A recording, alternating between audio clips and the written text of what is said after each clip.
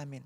Nah, ketika istri itu hamil, berjalan waktu, ya kita harus pahami tiada satupun amalan tertentu yang khusus untuk orang-orang hamil. Mm-mm. Ini sebagian orang di masyarakat kan begitu. Mm-mm. Nanti umpamanya bulan pertama harus seperti ini. Iya. Iya. Mm-mm. Nanti bulan kedua nanti pecahkan kelapa. Mm. Bulan ketiga harus sedekah arwah dan Mm-mm. sebagainya.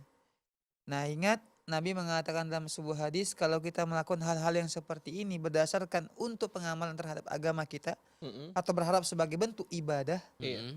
Nabi mengatakan man amila amalan laisa alaihi amruna fahuwa radd.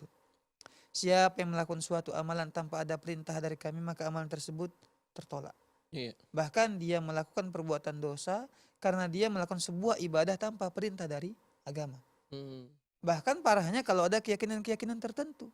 Mm-mm. Contoh umpamanya kalau saat ini tidak melakukan ritual setiap 4 bulan, ya umpamanya memecahkan kelapa Iya. atau sedekah arwah dan sebagainya, ini anakku akan celaka. Nah, ini berbahaya.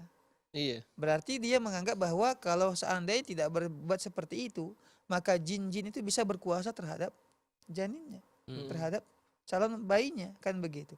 Ini berarti ada akidah yang rusak Iya. dalam masalah ini.